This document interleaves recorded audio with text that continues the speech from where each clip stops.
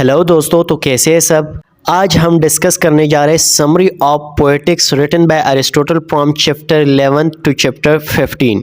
बहुत ही informative video है, बहुत ही आसान अल्फाज में समझाने की कोशिश की है। समझने के लिए शुरू से आखिर तक ज़रूर देखिएगा। इन चैप्टर नंबर 10, 11 एंड 12 में अरिस्टोटल ने सिंपल एंड कम्प्लेक्स प्लॉट के बारे में बात की है कि सिंपल एंड कम्प्लेक्स प्लॉट जो है वो क्या चीज़ है और दोनों में क्या डिफरेंसेस है। तो सबसे पहले जो मेन डिफरेंसेस है वो यही है कि सिंपल प्लॉट के बारे में हमें पता होता है कि यहाँ पे आगे क्या होने वाला है। सिंपल प्लॉट के जो कैरेक्टर होते हैं वो प्रेडिक्टेबल होते हैं कि वो आगे क्या करने वाले एंड वो क्या सोच रहे हैं। तो ये हमें पता चलता है किस में, सिंपल प्लॉट में। जबकि कम्प्लेक्स प्लॉट में जो है हमें इन चीज़ों का पता नहीं होता। कम्प्लेक्स प्लॉट जो होता है वो बहुत ही कॉम्प्लिकेटेड होता है, क्योंकि कम्प्लेक्स प्लॉट में हम प्रेडिक्ट्स नहीं कर सकते और ना ये पता चलता है कि ये कैरेक्टर आगे क्या करने वाले। तो सबसे बड़ी जो डिफरेंस है बकौल अरिस्टोटल के वो तो यही दो है।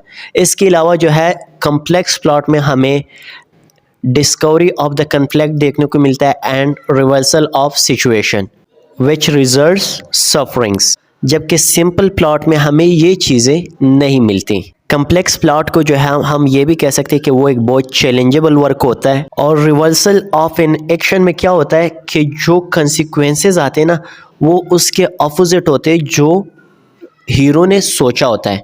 जो हीरो सोचता है, इरादा करता है, कंसिक्वेंसेस नताइज उसके बिल्कुल बरक्स आता है। ये डिस्कवरी ऑफ द कन्फ्लिक्ट में होता है। एंड डिस्कवरी को हम टर्निंग पॉइंट भी कहते हैं, क्योंकि यहाँ पे करेक्टर को सब कुछ सच का पता चल जाता है। जो रियलिटी होती है, जो सच्चाई होती है, करेक्टर को डिस्कवरी में पता चल जाता है। जिस तरह हमें देखने को मिलता है ओडिपस रेक्स एक एग्जांपल है, जहाँ पे उसको पता चल जाता है कि हाँ, मैंने जिस बंदे को मारा है वो मेरा बाप था और जिसके साथ मैंने शादी किया है वो मेरी माँ है। तो ये तो था सब कुछ चैप्टर 10, 11 एंड 12 के बारे में। अब चैप्टर 13 में Aristotle parts of perfect tragedy के बारे में बात करता है कि एलिमेंट्स ऑफ परफेक्ट ट्रेजेडी जो है वो क्या होनी चाहिए। तो अरिस्टोटल कहता है कि tragedy must have complex plot and पेटी एंड फेयर, क्योंकि अरिस्टोटल कहता है कि प्लॉट वही है जिसमें कम्प्लेक्सिटी हो।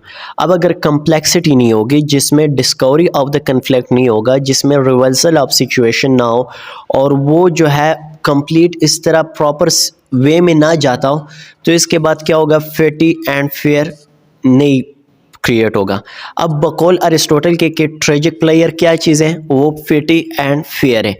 अब अगर कम्प्लेक्स प्लॉट ना हो तो क्या होगा, फेटी एंड फेयर नहीं आएगा। अब फेटी एंड फेयर ना आए तो अरिस्टोटल का जो प्लॉट है वो कंप्लीट नहीं हुआ।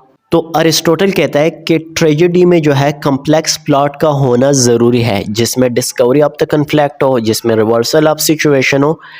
एंड जिस तरह मैंने आपको बताया कि ओडिपस रेक्स जो है इसका बहुत बेहतरीन एग्जांपल है, जहाँ पे ओडिपस को पता चलता है कि मैंने जिस बंदे से शादी की है वो कोई और नहीं, वो मेरी माँ है, और मैंने जिस बंदे को मार डाला है वो मेरा बाप है। अब जब यहाँ पे जो है करेक्टर को, हीरो को इन चीज़ों का पता चल जाता है और ट्रेजेडी में ये चीज़ें आ जाती है, तो यहाँ पे क्या होता है, कम्प्लेक्स प्लॉट के साथ क्या क्रिएट हो जाता है, fatty and fair. And fatty and fair जो क्रिएट होगा तो ये ट्रेजेडी हो गई और लोगों के दिलों में उसके लिए इमोशंस आएंगे। अब चैप्टर नंबर 14 है, जिसमें अरिस्टोटल ने ट्रेजिक प्लेयर के बारे में बात की है। और अरिस्टोटल कहता है कि ट्रेजिक के जो प्लेयर है वो क्या चीज़ है। तो अरिस्टोटल के लिए फेटी एंड फेयर जो है वो ट्रेजिक प्लेयर है। एंड एम ऑफ ट्रेजेडी को अगर हम देखें तो एम ऑफ ट्रेजेडी भी जो है वो पेटी एंड फेयर है। सो अरिस्टोटल के लिए ट्रेजिक प्लेयर यही है कि अगर आप अपने वर्क में फेटी एंड फेयर क्रिएट कर सकते हैं तो ये जो है, और लोग इसको फील करते हैं, तो ये ट्रेजिक प्लेयर है फॉर अरिस्टोटल। अब चैप्टर नंबर 15 में अरिस्टोटल ने एसेंशियल ऑफ ट्रेजिक कैरेक्टर्स के बारे में बात की है कि ट्रेजिक कैरेक्टर के लिए क्या क्या होना ज़रूरी है। तो उसमें अरिस्टोटल ने सबसे पहले नंबर पे जो बात की है वो है गुडनेस या नोबल, कि उसको नोबल होना चाहिए। ट्रू टू लाइफ, ये उसकी दूसरी क्वालिटी है कि लाइफ के साथ ट्रू होना चाहिए, सच्चा होना चाहिए। कंसिस्टेंसी, मुस्तकिल मिजाजी उसके अंदर हो। ये ना हो कि एक चीज़ को उसने स्टार्ट किया, स्टार्ट करने के बाद उसका उसमें मतलब दिल भर गया और वहाँ से जाके फिर कहीं और तरफ चला गया। नहीं, ऐसा नहीं होना चाहिए। उसमें कंसिस्टेंसी होनी चाहिए, मुस्तकिल मिजाजी होनी चाहिए कि हिम्मत ना हारे, बल्कि एक चीज़ को कंटिन्यू किया तो उसको कंटिन्यू करे तब तक जब तक वो सक्सेस नहीं होता, उसको सक्सेस नहीं मिलता। एंड लास्ट पे जो क्वालिटी है वो है appropriateness, quality of being suitable and circumstances. तो ये जो है क्वालिटीज़ है जिसमें अरिस्टोटल ने बताया कि ये जो है ट्रेजिक करेक्टर्स के लिए बहुत एसेंशियल है एंड ये एसेंशियल ऑफ ट्रेजिक करेक्टर है। होप्स हो कि आप लोगों को वीडियो समझ भी आया होगा, पसंद भी आया होगा। अगर अभी तक मेरे चैनल को सब्सक्राइब नहीं किया तो चैनल को सब्सक्राइब करें, वीडियो को लाइक करें एंड कमेंट सेक्शन में अपने राय का इजहार ज़रूर कीजिए। शुक्रिया।